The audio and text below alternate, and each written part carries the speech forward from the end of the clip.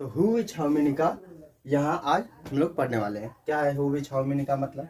देखिए, who which how many ये हर box के लास्ट में पढ़ाया जाएगा, क्योंकि ये बहुत इंपॉर्टेंट रोल प्ले करता है। ठीक है, ये क्या है हु विच हाउ मेनी? देखिए, जब 14 क्वेश्चन वर्ड में से who which how many subject की तरह कार्य करते हैं, तो सिंगुलर के साथ क्रिया में यस या यस तथा प्लूरल के साथ क्रिया का फर्स्ट फॉर्म का प्रयोग करते हैं। बात समझिए, 14 क्वेश्चन वर्ड में से आपको पता है 14 क्वेश्चन वर्ड क्या है जो लिखवाए थे? What, where, when, why, whose, whom, which, how many, how much, how far, how often, how long लिखवाए थे। अच्छा, उन्हीं 14 क्वेश्चन वर्ड में से बस ये 3 को हु विच हाउ मेनी, क्या हु विच हाउ मेनी, बाबू ये who which how many subject की तरह कार्य करने लगते हैं। किसकी तरह? सब्जेक्ट की तरह। यानी सबसे पहले इनको रख दिया जाएगा, सबसे पहले इनसे क्वेश्चन पूछेगा। ये सेंटेंस के फर्स्ट में आएंगे। कहाँ आएंगे? सेंटेंस के सबसे पहले आएंगे। तब ये सब्जेक्ट की तरह कार्य करने लगते हैं। किसकी तरह? सब्जेक्ट की तरह कार्य करने लगते हैं। यानी शुरुआत किससे होगा? हु विच हाउ मेनी से होगा। तो who which how many subject बन जाएंगे। अच्छा, यानी हु विच हाउ मेनी से जब सब्जेक्ट की तरह कार्य करते हैं तो सिंगुलर के साथ क्रिया में यस या यस और प्लूरल के साथ क्रिया का फर्स्ट फॉर्म, सिंगुलर के साथ क्रिया में यस या यस, प्लूरल के साथ क्रिया का फर्स्ट फॉर्म का प्रयोग करते हैं। अच्छा, ठीक है।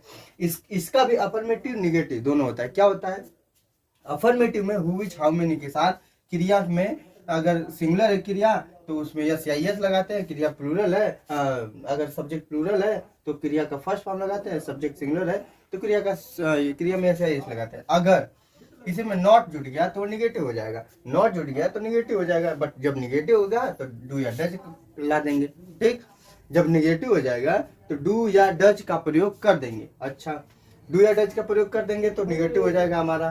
फिर who which how many, do या डज, फिर नॉट, क्रिया फर्स्ट फॉर्म, अदर। अच्छा, देखिए, ये विच और हाउ मेनी के साथ हमेशा क्या आएगा बाबू? नाउन आएगा। विच और हाउ मेनी के साथ हमेशा नाउन आएगा। जैसे who which how many, who के साथ तो ठीक है, बट विच और हाउ मेनी के साथ हमेशा नाउन ही आएगा।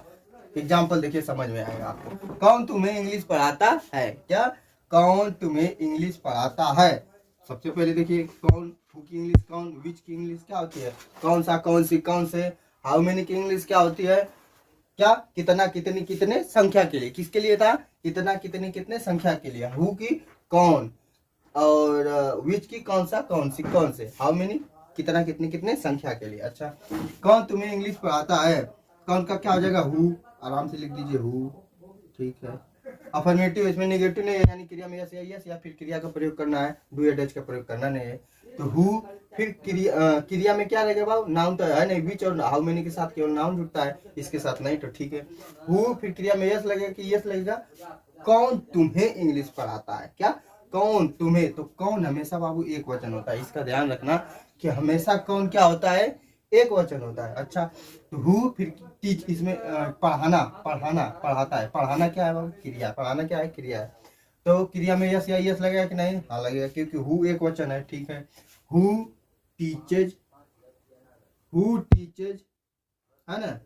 हु टीचेज, फिर तुम्हें you, who teaches you English, who teaches you English, हो गया। हु टीचेज यू इंग्लिश, कहानी खत्म। कौन से सर मैथ पढ़ाते हैं? कौन से सर मैथ पढ़ाते हैं? कौन सा, कौन सी, कौन से के लिए विच का प्रयोग। हमेशा कौन सा? विच और हाउ मेनी के साथ नाउन आएगा। देखिए, कौन से सर, विच सर, सर आ गया ना नाम। हाँ, सर क्या है? नाउन है। ठीक है। विच, कौन सा, कौन सी, कौन से के लिए विच, फिर सर के लिए सर, सर नाउन आ गया इसके साथ में, यानी विच सर।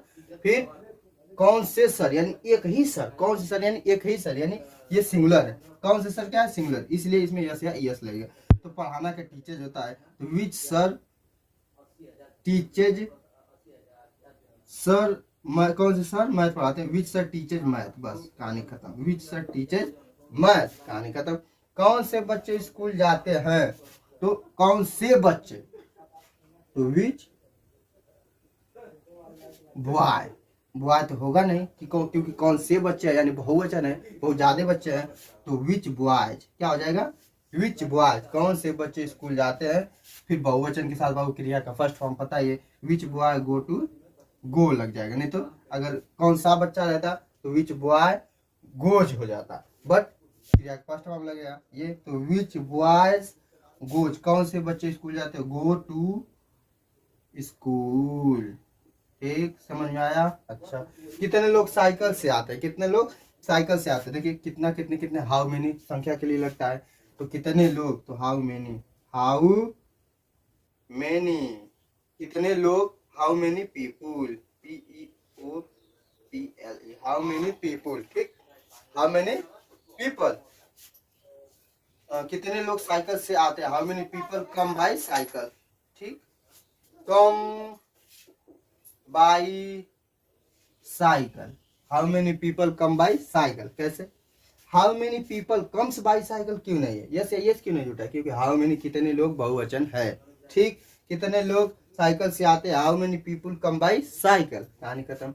ये तो आपका अफर्मेटिव खत्म हो गया। निगेटिव देख लीजिए, जो निगेटिव इसमें नहीं हो आ जाता है, ये डू या डच का प्रयोग करने लगता है। कौन तुम्हें इंग्लिश पढ़ाता है, तो क्या हो जाएगा, डू प्लूरल के साथ, डच ये सिंगुलर के साथ, एक वचन के साथ, डू बहुवचन के साथ और डच एक वचन के साथ। इसी की तरह देखिए, कौन तुम्हें इंग्लिश पढ़ाता है, फटाफट बनाइए। कौन क्या होता है, एक वचन होता है। तो हु, कौन क्या होता है, एक वचन होता है, इसलिए हु। हु, कौन तुम्हें इंग्लिश पढ़ाता है, तो हु, फिर डज, हु डज, क्यों हु एक वचन है। Who does teach you English,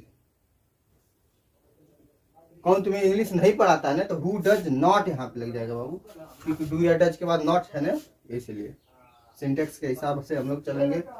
who does not teach, पढ़ाना का, टीच फिर क्रिया ना, तो टीच यू इंग्लिश, यू क्या हो जाएगा, English. Who does not teach you English, who does not teach you English, क्यों, हु एक वचन है इसलिए डज लगता है, बहुवचन यहाँ पे रहता है तो डू लगता है। कौन से सर मैथ नहीं पढ़ाते हैं, विच सर, कौन से सर, एक ही वचन है क्योंकि एक ही सर की बात हो रही है बाबू। ठीक है, तो विच सर डज, डज लगेगा कि डू, डज लगेगा।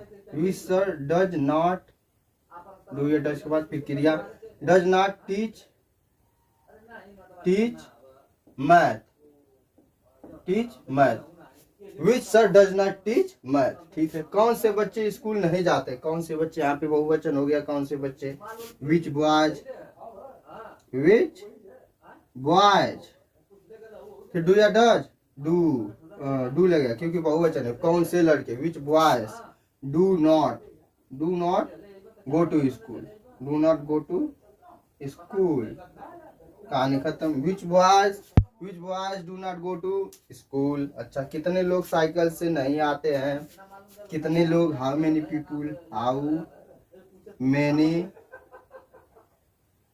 पीपुल, हाउ मेनी पीपुल, कितने लोग बहुवचन है इसलिए how many people do not come by cycle, how many people do not come by cycle. आपको समझ में आ गया, ये अफर्मेटिव ये निगेटिव। अफर्मेटिव में क्रिया के साथ यस या यस सिंगुलर में, और प्लूरल हो तो क्रिया का फर्स्ट फॉर्म।